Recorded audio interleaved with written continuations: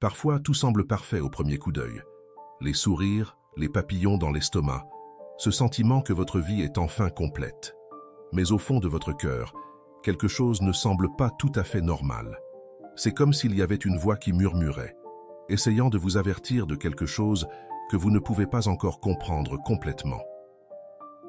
Et si je vous disais que parfois, même si nous le voulons beaucoup, même si cela semble être le bon moment et la bonne personne, Dieu a d'autres plans pour nous. Eh bien, mes amis, aujourd'hui, nous allons plonger dans un sujet qui peut être difficile à entendre, mais qui peut complètement changer la façon dont vous voyez vos relations. Maintenant, avant que vous ne commenciez à penser que je suis ici pour jeter de l'eau froide sur vos rêves romantiques, permettez-moi de clarifier une chose. Le but de cette conversation n'est pas de mettre fin à vos espoirs de trouver le véritable amour. Loin de là. Ce que je veux, c'est vous aider à comprendre et à reconnaître les signes que Dieu nous envoie lorsqu'une relation n'est pas exactement ce qu'il a prévu pour nos vies. Et croyez-moi, ces signes existent et sont plus clairs et plus fréquents que vous ne pouvez l'imaginer. Trop souvent, nous sommes tellement concentrés sur le fait que cela fonctionne, si déterminés à ne pas abandonner, que nous ignorons les avertissements que Dieu met sur notre chemin. C'est comme si nous roulions sur une autoroute et que nous passions tout droit devant tous les panneaux. Mais aujourd'hui, nous allons apprendre à lire ces signes, à comprendre ces signes, afin que nous puissions prendre des décisions plus sages qui sont alignées avec le plan parfait que Dieu a pour nos vies. Parce qu'en fin de compte, le désir de Dieu pour vous est une vie pleine, pleine d'amour véritable et de relations qui vous font grandir et vous rapprochent de lui. Le premier signe auquel je veux que vous prêtiez une attention particulière est quelque chose qui va au-delà des mots et des actions. C'est votre paix intérieure. Vous êtes-vous déjà arrêté pour réfléchir à ce que vous ressentez vraiment lorsque vous êtes avec cette personne? Je ne parle pas de l'excitation initiale, des papillons dans l'estomac ou de la montée d'adrénaline d'une nouvelle relation. Je parle de cette paix profonde, de ce sentiment que quoi qu'il arrive, tout va bien se passer. Ok. Avez-vous déjà ressenti une agitation inexplicable, une oppression dans la poitrine ou un sentiment d'inconfort lorsque vous êtes avec quelqu'un, même si à l'extérieur tout semble parfait? Eh bien, mon ami, cela pourrait être le Saint-Esprit qui vous avertit. Dans Philippiens chapitre 4 verset 7, l'apôtre Paul nous parle de quelque chose d'incroyable. Et la paix de Dieu, qui surpasse toute intelligence, gardera leur cœur et leurs esprits par Jésus-Christ. Cette paix n'est pas seulement l'absence de conflit, mais une profonde tranquillité qui provient de l'alignement avec la volonté de Dieu. Si cette paix disparaît complètement lorsque vous êtes avec une personne ou que vous pensez à elle, il est temps de vous arrêter et d'y prêter une attention particulière. Il se peut que votre cœur essaie de vous dire quelque chose que votre esprit ne veut pas encore accepter. Parlons maintenant de quelque chose de fondamental dans toute relation, les valeurs. Pensez avec moi. Les valeurs que vous portez, ces croyances profondes qui façonnent qui vous êtes et comment vous vivez, sont-elles alignées avec celles de la personne avec qui vous êtes? Ou vous retrouvez-vous constamment à devoir renoncer à ce en quoi vous croyez, à ce que vous considérez comme juste, pour que la relation fonctionne? Dans 2 Corinthiens chapitre 6 verset 14, nous trouvons un puissant avertissement. Ne vous laissez pas juger inégalement avec les incroyants, car qu'ont de commun la justice et la méchanceté? Ou quelle communion la lumière peut-elle avoir avec les ténèbres? Comprendre. Il ne s'agit pas de juger quelqu'un ou de se croire meilleur que les autres. Il s'agit de reconnaître que des différences fondamentales de valeurs et de croyances peuvent causer de graves conflits à l'avenir. Imaginez construire une maison avec quelqu'un qui a une vision complètement différente de la vôtre sur ce que devrait être cette maison. L'un veut un style moderne, l'autre préfère quelque chose de plus traditionnel. L'un veut de nombreuses pièces, l'autre préfère les espaces ouverts. Au début, vous pouvez essayer de faire des compromis, mais avec le temps, ces différences peuvent devenir une source de conflits constants. De même, lorsque vos valeurs fondamentales ne sont pas alignées dans une relation, vous pouvez vous retrouver constamment en conflit interne, ayant l'impression de vous trahir ou de trahir Dieu pour que les choses continuent. Et les fruits de cette relation, comment sont-ils? Savez-vous ce dicton selon lequel l'arbre se reconnaît à ses fruits? Eh bien, cela vient directement des enseignements de Jésus dans Matthieu chapitre 7, verset 16. C'est à leurs fruits que vous les reconnaîtrez. Cueillez-vous des raisins dans des buissons épineux ou des figues dans des chardons? Cela s'applique parfaitement à nos relations. Arrêtez-vous un instant et faites un bilan honnête. Qu'est-ce que cette relation a produit dans votre vie? Vous a-t-elle rapproché de Dieu ou vous a-t-elle éloigné de lui? Cela a-t-il fait de vous une personne meilleure, plus patiente, plus aimante, plus chrétienne? Ou a-t-il apporté plus de conflits, d'insécurité, de jalousie et de comportements qui, vous le savez, ne plaisent pas à Dieu? Si ce que tu récoltes est plus de chagrin que de joie, plus de conflits que de paix, plus d'éloignement de Dieu que de croissance spirituelle, cela peut être un signe clair que ce n'est pas le chemin que Dieu a prévu pour toi. N'oubliez pas qu'une relation bénie par Dieu ne sera pas parfaite tout le temps, mais qu'elle devrait vous propulser vers l'avant, vous élever et vous aider à grandir en tant que personne et en tant que fils ou fille de Dieu. En parlant de chemin, vous êtes-vous déjà arrêté pour vous demander si cette personne vous conduit dans la direction de vos rêves et de vos objectifs de vie, en particulier ceux liés à votre marche avec Dieu? Ou avez-vous l'impression d'être en quelque sorte égaré du but que Dieu a placé dans votre cœur? Les Proverbes, chapitre 13, verset 20, nous apportent une profonde sagesse lorsqu'il est dit « Celui qui marche avec les sages sera sage, mais le compagnon des insensés souffrira du mal. » Ce verset ne parle pas seulement de l'intelligence académique, mais de la vie, de la sagesse, des choix qui nous rapprochent de Dieu et de son plan pour nous. Pensez-y, cette personne vous encourage-t-elle à chercher davantage Dieu, à grandir spirituellement, à servir dans l'Église, à utiliser vos dons pour le royaume? Ou vous trouvez-vous constamment à devoir choisir entre plaire à Dieu ou plaire à votre partenaire? Une relation que Dieu approuve ne vous éloignera pas de ses voies. Au contraire, cela vous encouragera à poursuivre l'appel divin pour votre vie. C'est comme avoir un partenaire de course qui vous tire vers l'avant, vous motive à faire de votre mieux, au lieu de quelqu'un qui vous retient ou vous donne envie d'abandonner la course.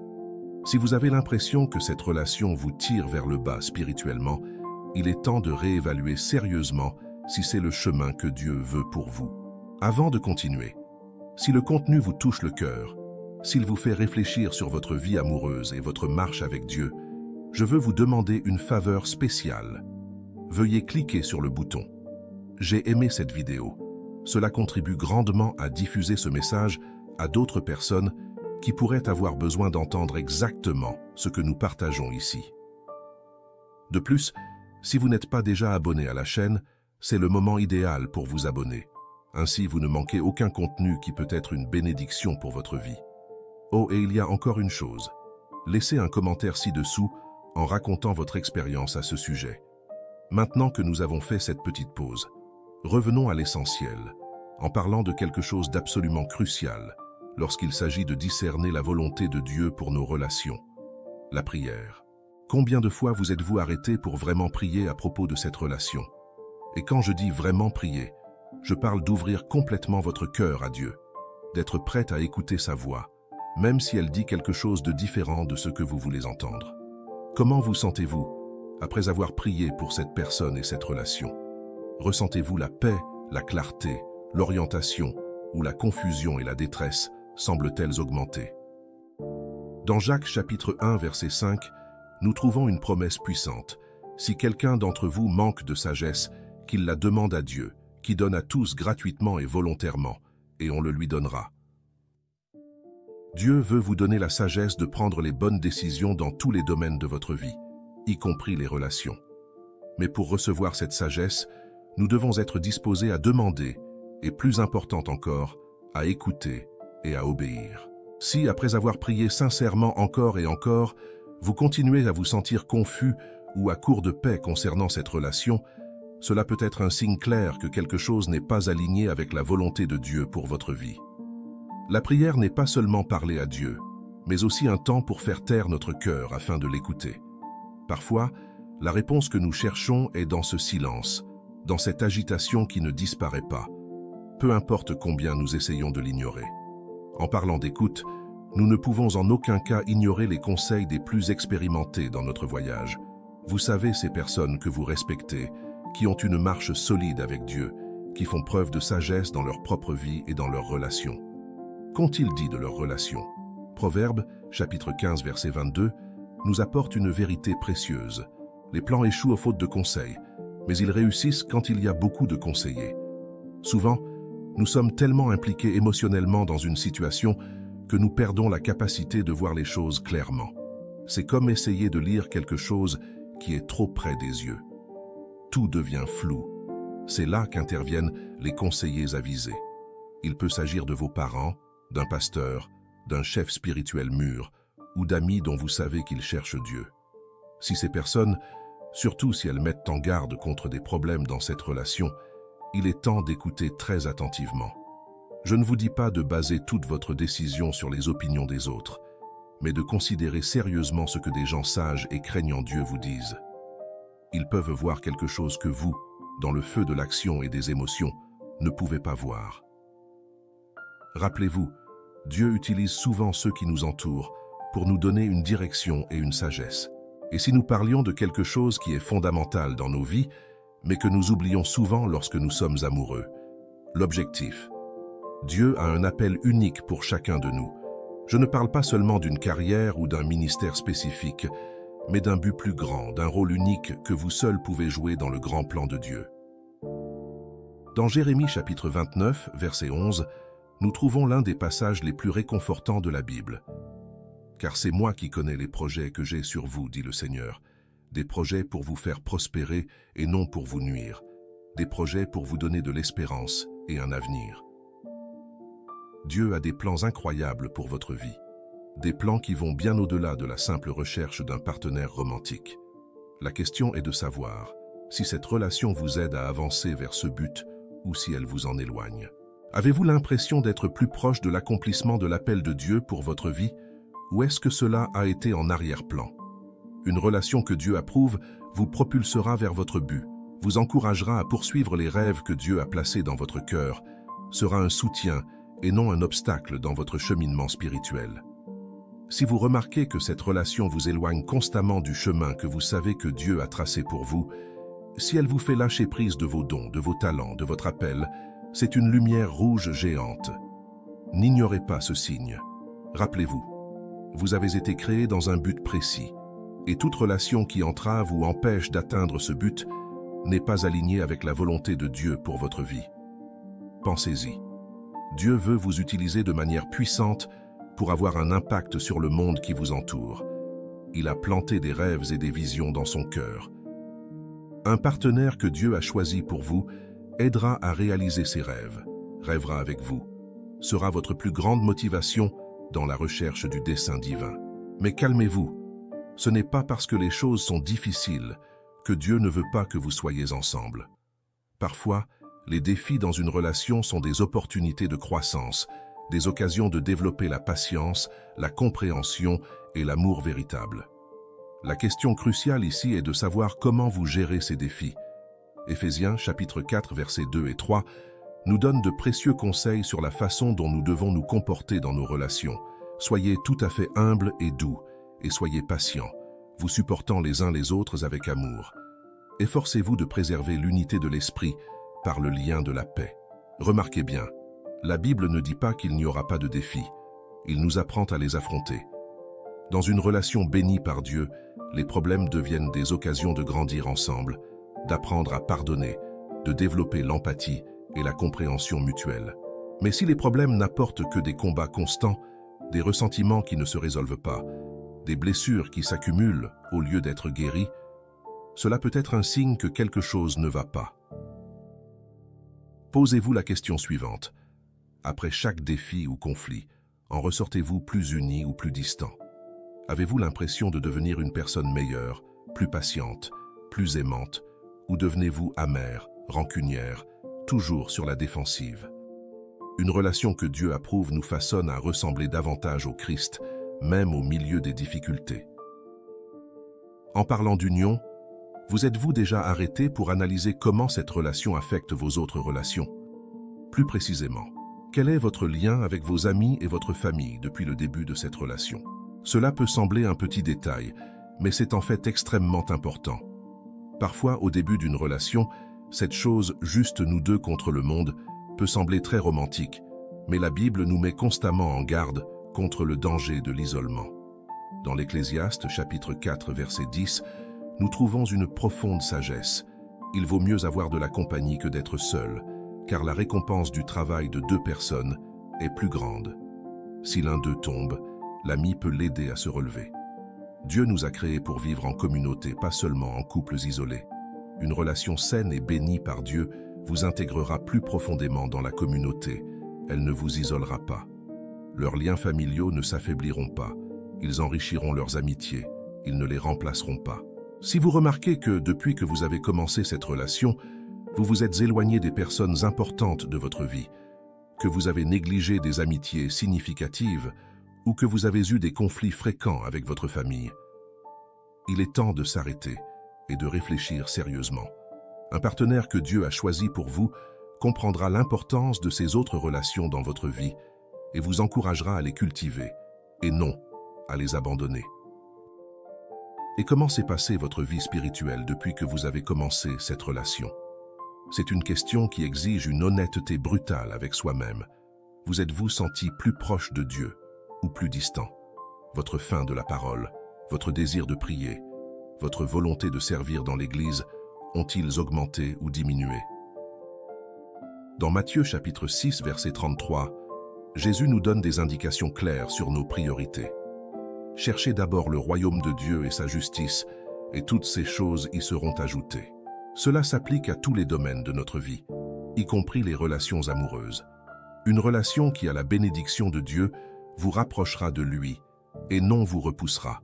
Cela augmentera votre désir de chercher les choses de Dieu et non de rivaliser avec elles.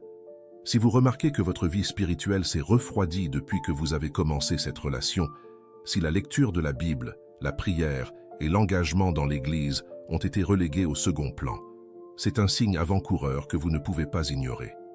Dieu veut être le centre de votre vie et de vos relations. Si cette relation prend la place de Dieu dans votre vie, peu importe à quel point c'est douloureux à admettre, il est temps de repenser les choses.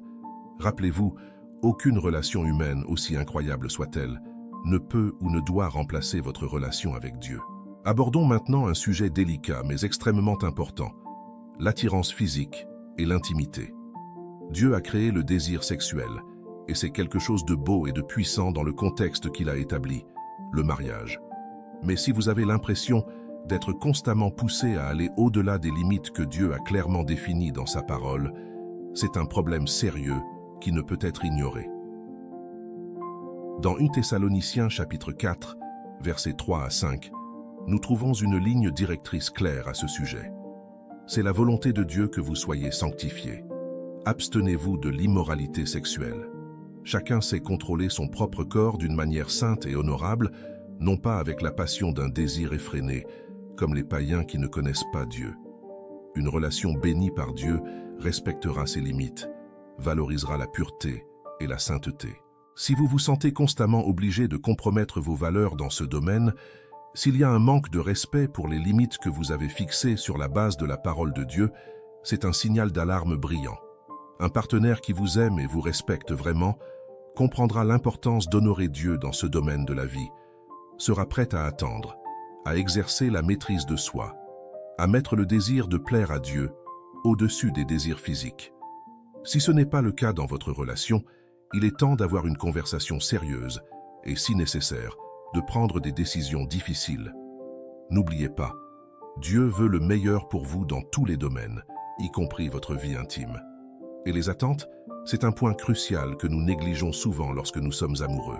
Souvent, nous entrons dans une relation en espérant que l'autre personne comblera un vide en nous, qu'elle résoudra tous nos problèmes, qu'elle sera la solution à toutes nos insécurités. Mais la vérité est que seul Dieu peut combler ce vide. Dans Colossiens chapitre 2, verset 10, il nous est rappelé une vérité puissante. Et vous êtes complets en lui, lui qui est le chef de toute puissance et autorité en Christ. Vous êtes déjà complet. Vous n'avez pas besoin de quelqu'un d'autre pour vous compléter. Une relation saine est composée de 2 personnes complètes en Christ qui choisissent de partager leur vie, et non de 2 moitiés désespérées cherchant à se compléter l'une l'autre. Si vous cherchez dans une relation humaine ce que seul Dieu peut vous donner, que ce soit la sécurité, la valeur, le but ou l'identité, vous vous exposez à une grande déception. Aucun être humain, aussi incroyable soit-il, ne peut porter le poids d'être tout pour lui. C'est un fardeau que seul Dieu peut porter. Souvent, nous entrons dans une relation en espérant que l'autre personne comblera un vide en nous, qu'elle résoudra tous nos problèmes, qu'elle sera la solution à toutes nos insécurités. Mais la vérité est que seul Dieu peut combler ce vide. Dans Colossiens chapitre 2, verset 10, il nous est rappelé une vérité puissante, et vous êtes complet en lui, lui qui est le chef de toute puissance et autorité en Christ. Vous êtes déjà complet. Vous n'avez pas besoin de quelqu'un d'autre pour vous compléter. Une relation saine est composée de deux personnes complètes en Christ qui choisissent de partager leur vie, et non de deux moitiés désespérées, cherchant à se compléter l'une l'autre. Si vous cherchez dans une relation humaine ce que seul Dieu peut vous donner, que ce soit la sécurité, la valeur, le but ou l'identité, vous vous exposez à une grande déception. Aucun être humain, aussi incroyable soit-il, ne peut porter le poids d'être tout pour lui. C'est un fardeau que seul Dieu peut porter. Une relation bénie par Dieu vous indiquera qu'il est la source de tout ce dont vous avez besoin et n'essaiera pas de prendre sa place dans votre vie. Réfléchissez honnêtement. Vos attentes pour cette relation sont-elles réalistes et saines? Ou mettez-vous un fardeau injuste sur l'autre personne? En parlant d'attente et d'être vous-même, vous êtes-vous déjà demandé si vous êtes vraiment authentique dans cette relation ou si vous essayez constamment de vous modeler, de changer qui vous êtes pour plaire à l'autre? Psaume, chapitre 139, verset 14, nous rappelle une vérité précieuse. « Je te loue parce que tu m'as fait d'une manière particulière. Vos œuvres sont merveilleuses. Je le dis avec conviction. Dieu vous a créé unique, avec vos propres caractéristiques, goûts, rêves et personnalité. Une relation qui a la bénédiction de Dieu célébrera qui vous êtes et n'essaiera pas de vous transformer en quelqu'un d'autre. Bien sûr, chaque relation implique un certain niveau d'adaptation et d'engagement.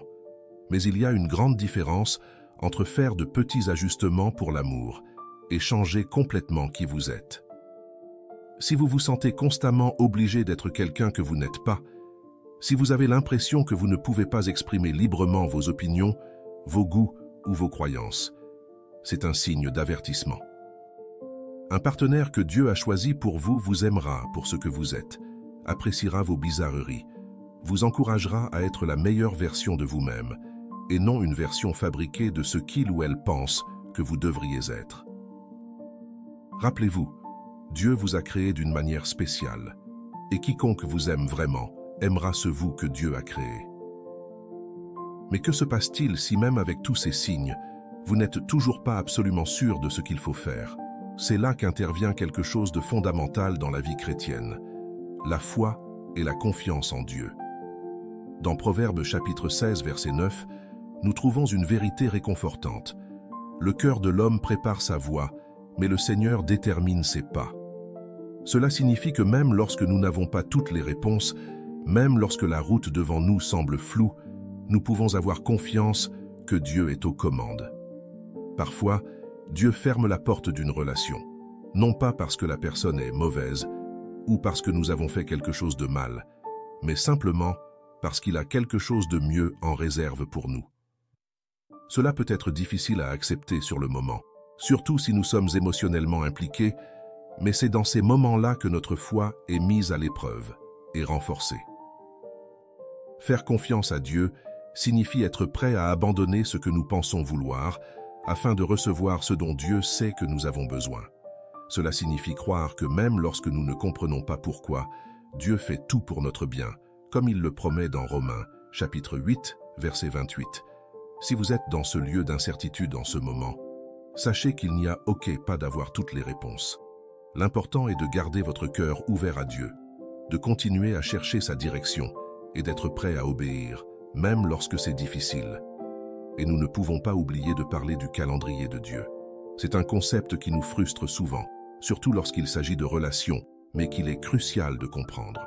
Dans l'Ecclésiaste chapitre 3, verset 1, il nous est rappelé une vérité profonde. Pour toute chose, il y a un bon moment. Il y a un bon moment pour chaque but sous le ciel. Parfois, ce n'est pas la mauvaise personne, mais le mauvais moment. Il se peut que Dieu utilise ce temps de célibat ou cette relation qui n'a pas fonctionné pour vous préparer à quelque chose de plus grand que ce qu'il a prévu. Peut-être travaille-t-il en vous, façonne-t-il votre caractère, développe-t-il des qualités qui seront essentielles dans la relation qu'il a en réserve pour votre avenir. Ou peut-être travaille-t-il sur l'autre personne, la préparant à être prête pour une relation saine. L'important est de faire confiance au timing parfait de Dieu. Il ne s'agit pas d'être passif, d'attendre que l'amour tombe du ciel. Cela signifie continuer à grandir, à se développer, à chercher Dieu et à avoir confiance qu'au bon moment, si c'est sa volonté, il amènera la bonne personne dans votre vie. Rappelez-vous, le timing de Dieu est parfait, même s'il ne coïncide pas avec nos plans ou désirs immédiats. Maintenant, si vous traversez une rupture parce que vous avez réalisé que Dieu ne voulait pas de cette relation, je veux que vous écoutiez cela très attentivement. Ce n'est pas la fin, c'est un nouveau départ. Je sais que ce n'est peut-être pas le cas aujourd'hui. La douleur d'une rupture peut vous faire sentir perdu, confus, voire en colère, mais je veux que vous vous accrochiez à cette promesse puissante que nous trouvons dans Ésaïe chapitre 43, versets 18 et 19. Oubliez ce qui est passé. Ne vive pas dans le passé. Regardez, je fais quelque chose de nouveau. Il est déjà en train d'émerger. Ne le percevez-vous pas? Je trace un chemin dans le désert et des ruisseaux dans ce lieu désolé.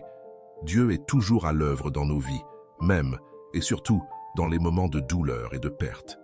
Il peut utiliser cette expérience pour vous façonner, pour vous enseigner de précieuses leçons, pour vous préparer à ce qu'il a en réserve pour votre avenir.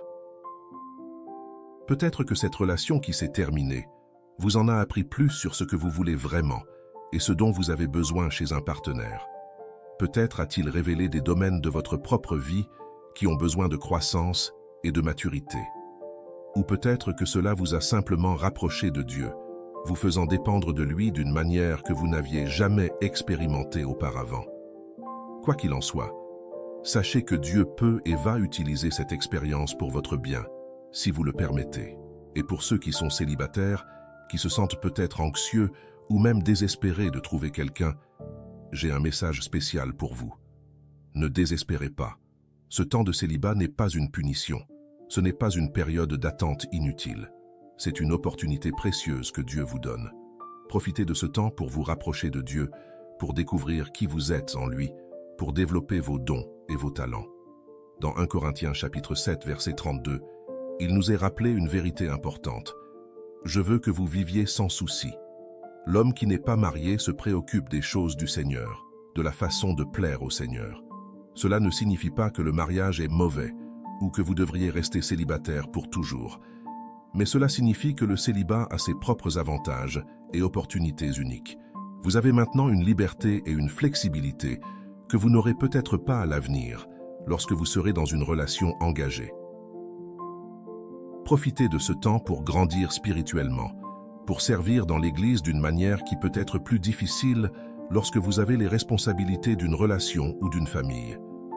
Investissez dans des amitiés profondes, explorez vos intérêts, découvrez votre passion et votre objectif. Travaillez sur vous-même, guérissez de vieilles blessures, développez des habitudes saines. Tout cela vous préparera à être un meilleur partenaire lorsque le moment sera venu et, plus important encore, vous aidera à être complet en Christ, quel que soit votre statut relationnel. N'oubliez pas, vous n'avez pas besoin d'une relation amoureuse pour avoir une vie pleine et pleine de sens. Votre identité et votre valeur viennent de Dieu, pas de votre statut relationnel. Rappelez-vous toujours, dans tous les moments, qu'ils soient joyeux dans une relation ou douloureux dans une rupture, l'amour de Dieu pour vous est parfait et complet. Aucune relation humaine, aussi merveilleuse soit-elle, ne peut se comparer ou remplacer cela. Dans Romains chapitre 8, versets 38 et 39, l'apôtre Paul fait une déclaration puissante qui devrait être gravée dans nos cœurs. « Car je suis convaincu que ni la mort, ni la vie, ni les anges, ni les démons, ni le présent, ni l'avenir, ni aucune puissance, ni hauteur, ni profondeur, ni rien d'autre dans la création, ne pourra nous séparer de l'amour de Dieu qui est en Jésus-Christ, notre Seigneur. » Cela signifie que peu importe ce qui se passe dans vos relations terrestres, vous êtes aimés inconditionnellement par Dieu. Lorsque vous comprenez et intériorisez vraiment cette vérité, cela change tout. Cela change la façon dont vous vous voyez, dont vous abordez les relations, dont vous gérez le rejet ou la déception. Vous n'avez pas à vous accrocher désespérément à des relations qui ne sont pas saines par peur d'être seul, car vous savez que vous n'êtes jamais vraiment seul. Vous n'avez pas besoin de compromettre vos valeurs ou de changer qui vous êtes pour plaire à quelqu'un d'autre, parce que vous savez que vous êtes déjà pleinement accepté et aimé par Dieu. Cet amour de Dieu est le fondement sûr sur lequel toutes les autres relations de votre vie doivent être construites. En fin de compte, reconnaître que Dieu ne veut pas de vous avec quelqu'un peut être l'un des processus les plus douloureux auxquels vous ayez jamais été confronté. Cela peut impliquer des larmes, des nuits blanches, des questionnements profonds. Mais je veux que vous compreniez quelque chose de crucial. Prendre cette décision, aussi difficile qu'elle puisse être, est un acte d'obéissance et de confiance en Dieu. Et Dieu honore toujours notre obéissance. Dans Deutéronome chapitre 28 verset 2, nous trouvons une promesse puissante. Toutes ces bénédictions viendront sur toi et t'accompagneront si tu obéis à l'Éternel, ton Dieu. Lorsque nous choisissons d'obéir à Dieu, même si cela fait mal, même si nous ne comprenons pas complètement, nous nous positionnons pour recevoir ces bénédictions. Cela ne signifie pas que la douleur disparaîtra instantanément ou que tout se résoudra comme par magie, mais cela signifie que vous êtes aligné avec la volonté de Dieu et qu'il n'y a pas de meilleur endroit où être. Avec le temps, vous commencerez à voir comment Dieu utilise cette situation pour votre bien. Peut-être qu'il vous protège de quelque chose que vous ne pouvez pas voir en ce moment. Peut-être qu'il vous prépare à quelque chose de bien meilleur à l'avenir. Ou peut-être utilise-t-il cette expérience pour vous façonner, pour vous rendre plus semblable à Christ. Quoi qu'il en soit, vous pouvez être sûr que l'obéissance à Dieu n'est jamais vaine. Donc, mon ami, si vous êtes dans cette situation en ce moment, si vous avez du mal à discerner si Dieu veut ou non que vous soyez avec quelqu'un, je veux que vous sachiez que vous n'êtes pas seul. Dieu est avec vous, guidant chacun de vos pas, même lorsque le chemin semble flou. Il voit votre douleur, il comprend votre confusion, et il est là, à vos côtés, prêt à vous donner la force et la sagesse dont vous avez besoin. Dans Ésaïe chapitre 41, verset 10, il nous promet « N'ayez donc pas peur, car je suis avec vous. N'aie pas peur, car je suis ton Dieu. Je te fortifierai et je t'aiderai. Je le tiendrai de ma main droite victorieuse. » Accrochez-vous à cette promesse dans les moments de doute, dans les moments de douleur, dans les moments où vous ne savez pas quoi faire. Rappelez-vous le Créateur de l'univers, le Dieu qui connaît la fin depuis le commencement, vous tient la main. Il ne vous laissera pas tomber. Faites-lui confiance, cherchez sa volonté par-dessus tout, et vous verrez que ses plans sont beaucoup plus grands et meilleurs que nous ne pouvons l'imaginer. Comme le dit Éphésiens chapitre 3 verset 20, il peut faire infiniment plus que tout ce que nous demandons ou pensons.